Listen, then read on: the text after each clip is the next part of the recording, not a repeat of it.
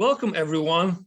This is the online roundtable discussion organized by the Hungarian Institute for Foreign Affairs and Trade. I'm Tibor Mezei, a research fellow at the Institute, and we have invited two experts for today's discussion. Let me introduce Marta Makowska, EU Programme Analyst at the Polish Institute of Foreign Affairs. And also, let me introduce Ágnes Szunomár. She's a senior research fellow and head of research group on development economics at the Center for Economic and Regional Studies at the World Economics Institute in Budapest. So today's topic is digital infrastructure and how digital infrastructure influences our lives, also the future of our lives. And so first, let me pose a very simple question to our experts. Why is digital infrastructure important today? What is its significance? Could you elaborate on that, please? First, please, Marta. Thank you very much. Thank you for invitation to speak today. Let's talk about the basics. When we speak about the digital infrastructure, we speak about physical resources that are necessary to enable the use of data, like cables, routers, transmitters, even semiconductors, which are very hot political topic nowadays. We talk about some standards, systems, 4G, 5G networks, and some processes. So this is a very broad, huge topic. And we have to be aware that data is becoming a key driver of global economic growth nowadays.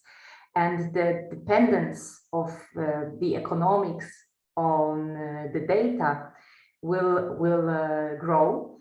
And we already see a visible acceleration of the data we produce, we use, partly as a consequence of the COVID-19 pandemic. We have seen the significant increase of the internet traffic. It increased like 10% year on year. And many services, including public services, have been moved to the digital sphere. And the whole process of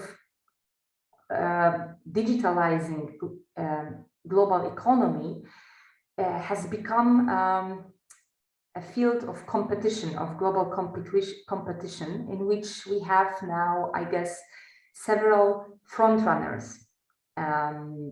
Those would be definitely United States, China,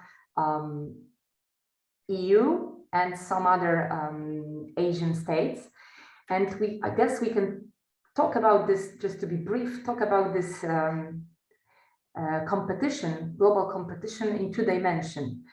First, it's an internal, kind of internal within the countries, digitalization of the infrastructure and of the economies, which is designed to build digital capacity to deploy broadband internet, deploy 5G networks. For some countries, it also means data localization laws, such as which are form of protectionism, which deprive some data from exiting the country, deprive some private entities from accessing the data, which also gives some special forms of access of authorities to our data. And some countries like Russia, like China, have already introduced this kind of localization laws. We also see rise in the semiconductors production due to the very visible and painful scarcity of semiconductors nowadays. And we also see a rise in providing skilled workforce for the digital economies we want to have. And the second aspect, I guess, of this digital rivalry would be geopolitical competition, a sort of digital colonization. I mean, influencing rules and standards on the global level and participating in developing the infrastructure, digital infrastructure in the regions that are less connected, such as African states, not only for pure economic gains, but also for to gain power, to gain control, and to create new forms of dependencies, strategic dependencies. Thanks. Thank you. Let me turn now to Ágnes Szunomár. How does digital infrastructure and digitalization impact our everyday life in Poland or in Hungary, and what possibilities does it hold for the future aspects of our life? Thank you. I would also start from the very roots of this issue. So if it's about infrastructure in general, whether it is the internet, a railway, a bridge, or a power plant, infrastructure improves the functioning of an economy, and it has a significant impact on productivity and growth. So in general, infrastructure in general is very important when it comes to economic development or economic growth. There is a growing literature stating that digitalization or digital infrastructure itself creates economic growth, and the diffusion of digital technologies enables economic transformation. And there is already a term, digital divide, an already existing term that describes inequalities in access to and the use of digital technologies and digital contents. There's a huge literature of this topic. Marta mentioned the African countries. I wouldn't even go that far. So for instance, when it comes to the Central and Eastern European region, I think that the development level of the digital infrastructure is very much connected with how this region could be able to catch up with the more developed parts of Europe. When it comes to the CEE region's previous economic catching up process, it has been largely driven by traditional sectors of the economy, like dynamic exports, investment from abroad, the advantages of low labor cost and generous funding from the European Union, for instance. That is, Central and Eastern European countries, such as Poland, such as Hungary, perform predominantly labor-intensive activities in the International Division of Labor. Although the level of Central and Eastern European countries catching up process varies greatly, so EU member states are more developed while countries in the Western Balkans are lagging behind a bit, but this is a rather general phenomenon that many of these previous type of economic engines are gradually depleting, economic growth has slowed down, and that previous type of foreign investment-led development model is exhausting. So basically, Central and Eastern European countries are facing the very adverse effect of digital infrastructure and digital transformation. So it's with increasingly sophisticated labor-intensive technologies, the inflow of new greenfield investment projects slows down. This is something we could observe in the past few years, which means that the impetus of catching up, driven by global value chains integration, weakens in relatively big waves. So therefore, those economies that follows this so-called manufacturing-led development that is quite characteristic for Slovakia, for Hungary, for Poland, for Czechia, they need to maintain their current position, and they can maintain their current position only if they fulfill higher requirements in terms of production capacity, functional capabilities, local supplier base, and digital infrastructure. And here comes the question that who can provide digital infrastructure to the Central and Eastern European region, and this is not a one question, one answer type of approach. So basically there are many potential answers to this question, and one of those is European technology, European companies building digital infrastructure in Central and Eastern Europe. But one of the further answers is, for instance, China, that has the capacity, that has the technology, although it has come or it can come with strings attached, and this is something the European Union institutions fear of currently, which means that security issues, even political issues, can come together with that potential of economic catching up arising from the digital transformation. So Agnes, you are suggesting that digital infrastructure in Central Europe, in our countries, Poland, Hungary, Slovakia, and so on, is less developed than digital infrastructure in Western Europe. Absolutely. So there are certain indicators to that. So there are different type of indices measuring different type of indices, meaning that at least I can mention 4 or even 5 of them. And these are showing that although we are not that lagging behind like Germany or other Western European countries, as the Western Balkan countries are lagging behind them, but still we are far from being at a level we could observe in the case of France or Germany. The Baltic states, for instance, are in a better position compared to us. The Western Balkan countries lagging behind more. So we were able to catch up at least a bit to the Western European countries in terms of digital infrastructure, but there is still a long way to go. So you're saying that Western Europe is the most developed as regards digital infrastructure. Then let's say the Baltic states are close, but we are lagging behind the Baltic states, and then the countries in the Balkans are lagging more, even more than us. That's the picture you're painting. Well, not just me, but for instance, the European Commission has its so-called Digital Economy and Society Index, but there is the World Intellectual Property Organization's Global Innovation Index. There are some other indices, and all of them stating that Central and Eastern European countries are lagging behind in terms of digital development, in terms of digital infrastructure. Mm-hmm. And what is the perception of how to develop digital infrastructure in the European Union? Marta, could you elaborate on that? Yes, I will pick up from the Digital Economy and Society Index because it's been an inspiration for the European Union, for the European Commission, actually to draw Digital Compass 2030 for its digital decade goals.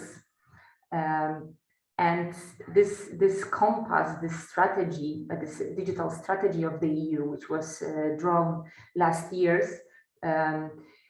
sets that the goals that aim at to digitalize in a broad sense the EU economy and to increase its technological potential and to prepare citizens and of course enterprises of the EU for all those big changes associated with the digital transformation. And the index itself is very important because it has some indicators for many categories it has and for the member states. So we have this index which is published every year, and we see what Agnes already stated, that Central and Eastern European countries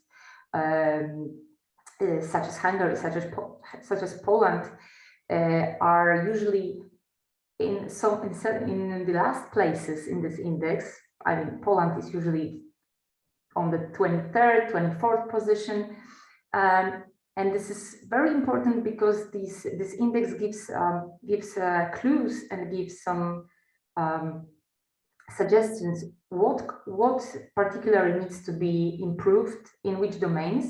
And obviously, authorities of the states are well aware of it, but this transformation is costly and it takes time. And of course, there are some administrative and political constraints involved. But coming back to the EU Digital Compass goals, one of the infrastructural, this Digital Compass has basically 4 domains in which it wants the EU economy to be developed in the digital realm.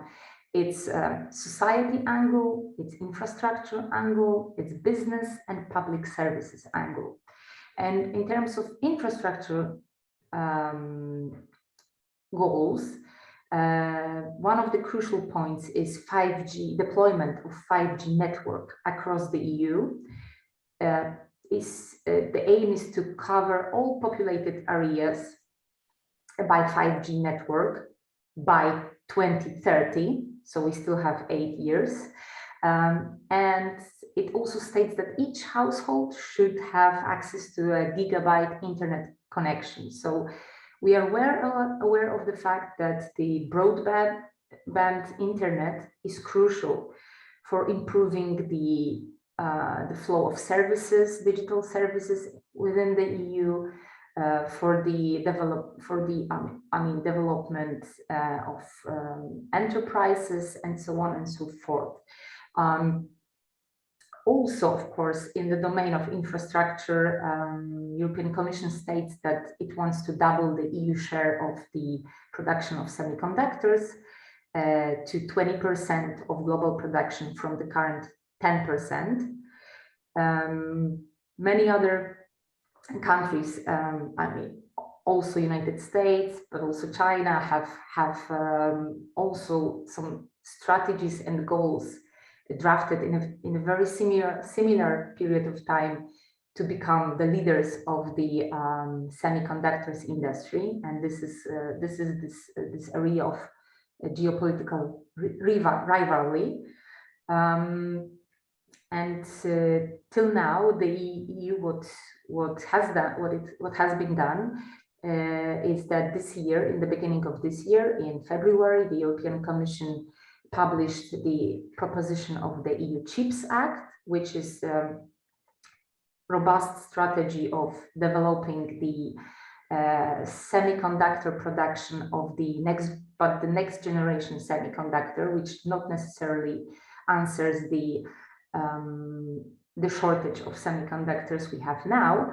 Those would be the different types of semiconductors, also due to the fact that the state aid, robust state aid is involved, and we have strict competition rules within the EU. So these state aid rules cannot be really relaxed to the extent to, answer the current problems of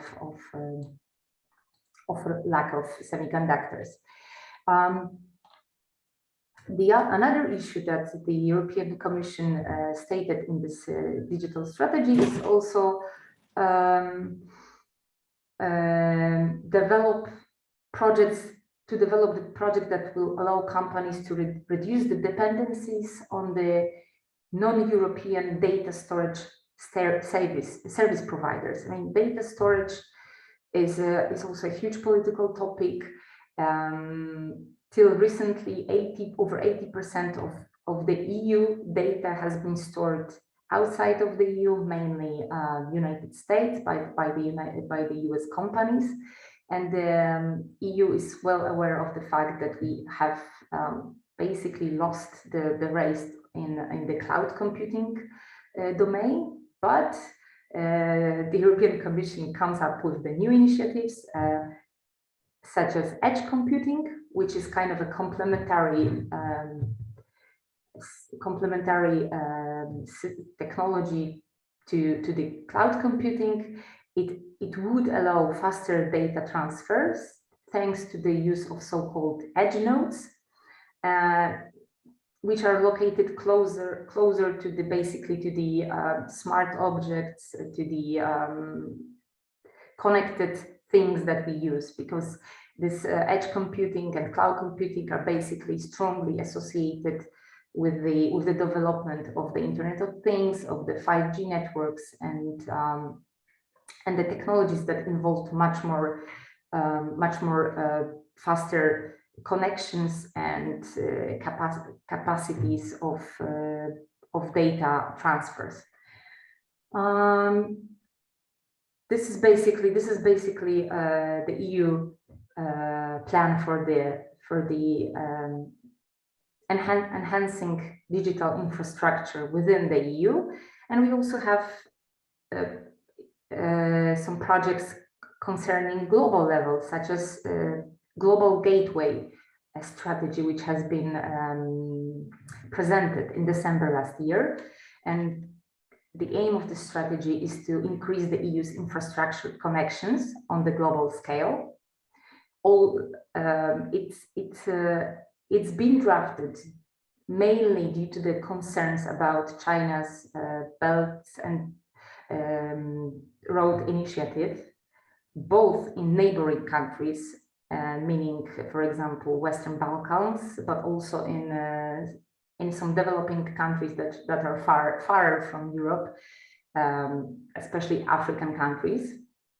And one of the aspects of this plan, I have to underline, of course, that this Global Gateway connectivity plan strategy is not purely digital. It concerns all the infrastructural projects, such as energy infrastructure, transport, health, education, and digital sector. And one of the most important aspects of this project is to mobilize public and private funds of 300 billion euros in the next 5 years till 2027, including half of this money solely for African countries. So there's a huge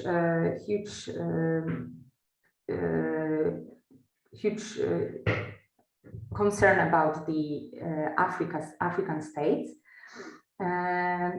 and the EU is already implementing some projects.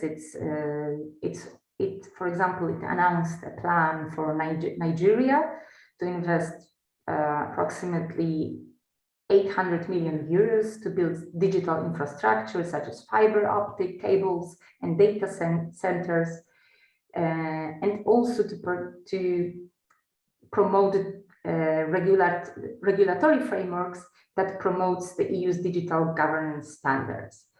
I will stop here, and we can talk about the so-called Brussels effect later. I mean, the influencing global standards and rules of digital infrastructure. Thanks. Now that we are familiar with the strategic goals of the EU, thanks to Marta, let's go back to Central Europe. So Central European countries need digital infrastructure development. Who is going to provide for that? What do you think, Ágnes? What are the possibilities for these countries?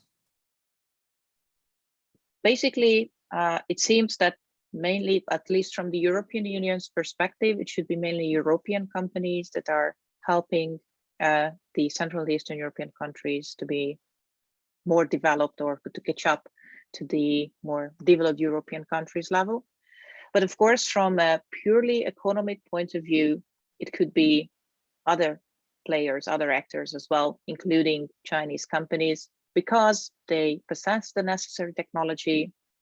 Actually, they developed it even earlier than European companies, and potentially when it comes to prices, they can be even cheaper.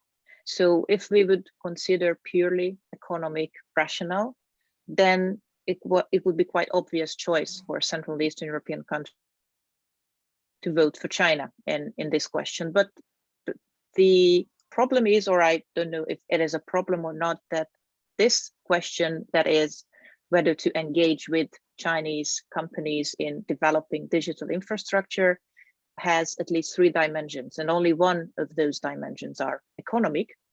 And even in that economic dimension, some of the European states can fear of losing industrial competitiveness. But this challenge has 2 further aspects: a political aspect, since political overdependence on China and Chinese companies' potential control over European digital infrastructure may also generate anxiety. And in the security field is where there are some concerns. Some of the European the possibility of espionage and the loss of control over data flows. So it is not, this could be an economic question who to cooperate with when it comes to digital infrastructure development. but it is not a purely economic issue, and as a result, it comes with political as well as security strings attached. Have there been any concrete negotiations between an EU member state and, let's say, a Chinese company involved in this field? So my question refers to, what are the Chinese offering to us? Well, the Belt and Road Initiative has already been mentioned by Marta. There is the Digital Silk Road Initiative that is connected to the Belt and Road Initiative. This is the kind of a sibling of that project in the digital terrain. And it is far beyond the 5G issue, but it seems that in the case of the Central and Eastern European countries, it is mainly about the 5G issue. So it seems that Central and Eastern Europe is a testing ground for the Digital Silk Road in the case of the 5G issue, because in Central and Eastern Europe, the 5G network development is mostly associated with Digital Silk Road, and the 5G development is mostly associated, since it has been the most visible Chinese ITC company in the Central and Eastern European region. And that particular company has a presence in almost all of the Central and Eastern European countries. And I don't say that it was an official visit they made to each of the governments or each of the leaderships of the Central and Eastern European countries, but at least we know about the few cases when there have been at least some background negotiations between certain governments and Huawei, where as ITC company, they offered the opportunity to cooperate with various companies on building digital infrastructure. And some of the governments, some of the country leaderships were open to that offer or suggestion, while others decided not to engage any further. In the case of Hungary, for instance, it was the Minister of Foreign Affairs and Trade himself who announced that Hungary will cooperate with Huawei in developing a 5G network in Hungary. But as a result of various further some of the other countries, Poland didn't announce any similar intention to cooperate that closely with Huawei. And here, as I've mentioned, there are lots of other factors. So not just whether Huawei is into digital infrastructure development in Central and Eastern Europe, but besides that aspect, it is certainly appropriate in terms of the technology, but because of the already mentioned European concerns, because of sometimes some US concerns, the decision is quite diverse throughout the region. Thank you. So what is the thinking about the implementation of what is the European thinking about the implementation of the digital infrastructure development in Central Europe, Marta?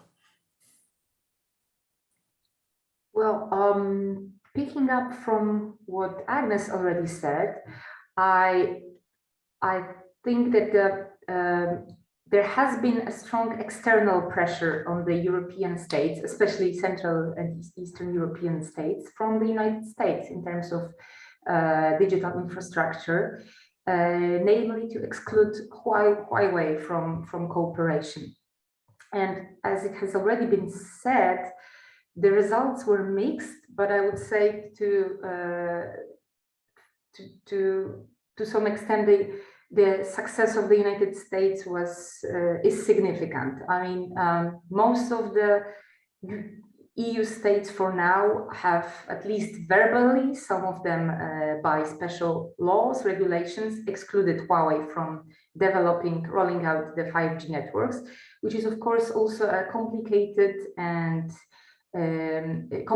process that takes some time. I mean, there are some time spans for removing, for example, some infrastructure pieces that has been already there deployed, because we have to say that we have to acknowledge that Huawei is very present in the 4G networks in the whole European Union, both in the Western EU, even more in the Western EU states than in the Eastern, because those Western states have been developed earlier, and the political atmosphere around cooperation with Chinese companies has been much better till 2015, 16. I don't know if there's a time limit, but yes, I mean, it's before several years from now, it has been much better than now. And this costly process, of course, it's a little bit painful. So, for example, Germany, for example, that didn't take a firm stance whether it will exclude or not Huawei. So it's not only a problem of Central and European states. And on the other hand, when you ask me about the EU opinion on involvement in our region, well, there is not much to say except of the fact that we, as the EU, have established a 5G toolbox back in 2020, I guess, or 2019, which is basically a framework how to assess the mobile vendors based on the features they have, the relationship, for example, of the companies with the governments they come from, of the countries they come from, etc., etc. It states several different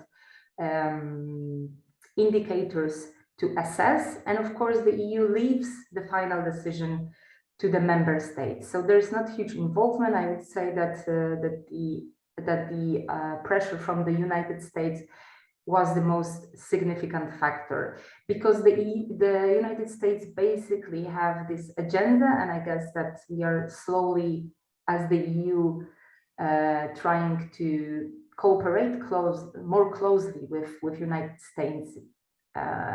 We have established a Trade and Technology Council in the middle of last year, and basically want to cooperate closer with United States in the trade and digital spheres, vis-a-vis China in particular, and issues such as 5G rollout are one of the areas we want to cooperate closest, but we have those internal how to say, maybe not problems, but differences of opinion between the member states, which obviously affect, for example, the security of the digital infrastructure we want to build and connect with other partners, such as United States, such as, I don't know, Canada, Japan, South Korea. We want to build a sort of more global cooperation, but on the other hand, we have internal differences that we don't know how to cope with, because the economic factor plays and political factors play important role in bilateral relations of particular member states with external countries. Thank you. Ágnes mentioned that there is an economic, a political, and a security factor in this question of digital infrastructure development. If we read the news, we also hear about the question of standards. So what is it about? So what's the question about the standards, or whose standards will be established? Ágnes, could you elaborate on that, please? I'm not well trained enough when it comes to the standards themselves, but as far as I know, of course, there can be certain differences, but in general, the Chinese technology can meet European standards. So it is not mainly about being afraid of the Chinese technology or not matching European standards enough, but it is about rather, as I've mentioned, those potential political or security or even economic strings attached that can make rather risky for European countries and European companies. But as regards the standards, as I've mentioned, I'm not an expert in this field. Technology stuff, I'm not really have expertise about, but general, as far as I know, standard-wise, it's relatively fine and can meet the standards of the EU. Do you have anything to add to that, Marta? Yeah, there are well, I mean, when we talk about standard setting in the digital domain, we have many things in mind. For example, the ethics and the rules of using artificial intelligence, the rules for the flow and storage of data,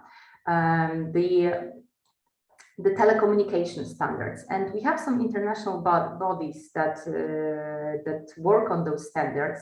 And from the US and EU perspective, there's a growing concern about the Chinese activities and growing presence in those international standard setting bodies, because when you have the ability to influence the standard setting, you will have the ability to create dependencies, for example, on particular technologies that are owned by particular companies. So this is a part of what you have been already saying, this political, economic, and security game rivalry that is taking place on the global level. So I think that this standard setting rivalry is something that we can maybe interpret as a signal that we might soon be confronted with the question whether we will have a digital rules-based order, or we will have the global disorder or global disconnection of digital worlds. Thank you. Ágnes, you mentioned the Digital Silk Road, which is, as you call it, a sibling of the Belt and Road Initiative. So where is that Digital Silk Road at the moment? How is it developing? Which continents has it touched so far? Well, it is quite similar to the Belt and Road Initiative in a sense that there's a certain number of countries that have signed an MOU, a Memorandum of Understanding with China on the Digital Silk Road, like, I don't know, 30 something, I just put here a number. But in the reality, there are many, many more projects connected with digital issues and companies, Chinese companies operating in the digital industry, which means that we can talk about more than 100 projects so far globally, of course. So we are talking about the whole world right now when it comes to the Digital Silk Road itself. So it is not targeting Central and Eastern Europe or Europe only. This is just one part of it, like in the case of the Belt and Road Initiative itself. So it is basically, for instance, but also all the 16 countries, or at least the majority of the 16 Central and Eastern European countries, had various cooperation with various Chinese companies, and many of them operations in ITC or in electronics or communication. As I've mentioned, Huawei, for instance, has a presence in almost all of the Central and Eastern European countries, and they are running projects, for instance, smart city projects in, for instance, Serbia, but has some further plans to do it in other countries. But as I've mentioned, and as Marta, more countries in the region decides to not to engage any further, or at least a few steps behind, since they consider this process relatively risky. I mean, engaging with China in digital infrastructure. So this is there. It's an opportunity to fill in with content, but the content is not the same relations of China with certain, for instance, Central and Eastern European countries. So for instance, in the case of Hungary, it has already been filled with content since the announcement has already been made that digital infrastructure development, the 5G network development in Hungary. Huawei even brought a R&D center here to Hungary, whereas in Poland, for instance, there is no certain steps closer in this regard. But Poland, as far as I remember, even signed a memorandum of US on excluding Huawei from such digital developments. During our discussion, we have mentioned the US several times, that the US is also a major player in this field. So what kind of player is the US? Are there US companies, for instance, interested in coming to Europe and get involved in providing infrastructure? What is your view on this, Marta? Well, in fact, when it comes to 5G, we haven't mentioned that it's the European Union that has true leverage when it comes to technological capacities. We have two companies, Nokia and Ericsson, which have developed 5G solutions, and the US as such didn't develop such solutions. The US has companies, telecom companies, that have gotten involved in the, for example, South Korean Samsung, and they deployed 5G networks faster in the United States that we do it in Europe. But I would say, answering strictly to your question, that the United States is not interested in deploying their traditional infrastructure here in the European Union. At this point, it is more important to be involved in, it is traditional infrastructure. I will move to other issues, other technologies in a moment. For the moment, it is important to get EU on board with politically vis-a-vis China and China's digital ambitions, global ambitions. But when it comes to US technology, of course, there is, I've mentioned already, cloud computing services, data centers. Those are and companies from the United States that are very competitive. They have emerged faster than European companies, and they are well present in the European Union. And for the moment, the EU, under the notion of digital sovereignty, is trying to change this state of play by developing our internal capacity where we can, and where we cannot develop such capacity, for example, in a semiconductor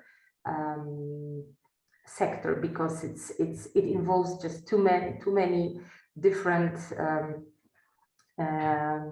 stages of production that we are not able to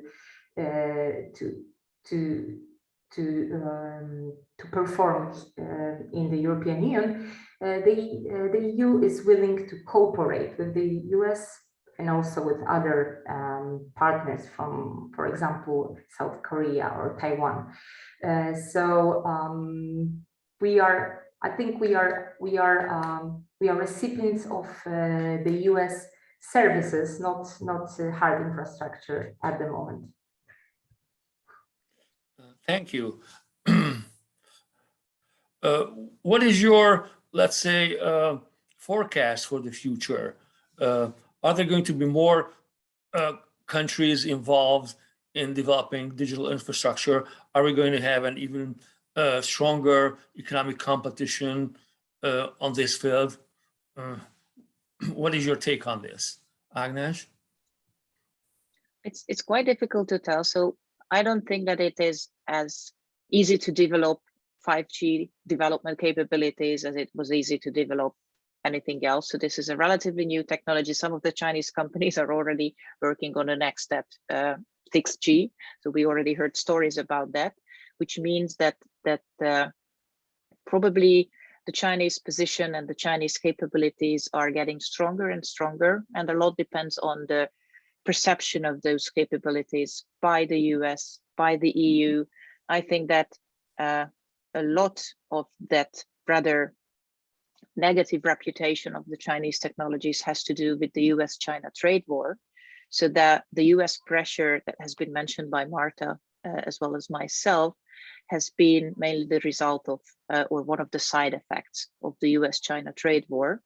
And it was not about exact US companies competing with Huawei for winning the game for 5G development opportunities within the CE region, but it was rather sidelining China and Chinese companies somehow. If the international environment would be more favorable, if there would be more openness to cooperate with non-EU or non-Euro-Atlantic companies in that field, I think that, again, from an economic point of view, from a purely economic aspect, it could bring even more benefits to such countries as the Central and Eastern European countries that are on the other side of the digital divide. And it is especially true for Southeast Asian countries, for African countries that are even more lagging behind. So I think that in an ideal world, we could, of course, use Chinese technologies just as we were using American technologies or European technologies. Even a technology cooperation could be possible between Ericsson and Huawei, but because of the current atmosphere, but because of the current concerns, both from the EU and from the US side, in the near future, at least, it won't be possible, potentially. Thanks. Marta, what is your forecast? I want to say that this ideal world is with open competition, also including Chinese companies. I think it's nowhere to be seen in the future. I would say that the European Union as such welcomes competition, welcomes external companies on its internal market. However, since several years, it has been very concerned about Chinese companies, how they are subsidized. I'm sorry, how they subsidized. Are subsidized. Sorry, by the Chinese government. How they are violating the very basic rules of the competition we have here. That's why we have both economically and politically switched to be more cautious, to introduce investment screening, to work on export controls, and all those areas and many more are now also subject of cooperation with the countries with whom we think we can have a proper dialogue and we can trust. And this is why we have this Transatlantic Trade and Technology Council. This is why we have recently developed digital cooperation with Japan, for example. We have also established Trade and Technology Council with India. We'll see where this will bring us. And I think I'm pretty concerned that we will have a divide world, well, when the globalization as we have known it, it's no longer there, and we will have deglobalized regions, some sort of more regional cooperation, and I think China and Russia will not be in the same reality, economic reality as we. So this competition in terms of digital infrastructure will exist, but it will happen among certain countries which share to some extent certain values and laws. It's been a very interesting and illuminating discussions. So first of all, let me thank our experts for accepting our invitation and being here with us today. I personally definitely have learned a lot about digital infrastructure and the issues related to the development of such infrastructure. Thank you again, Marta. Thank you, Ágnes. So have a nice day, and thanks for all our viewers for participating in today's event. Thank Bye-bye. you.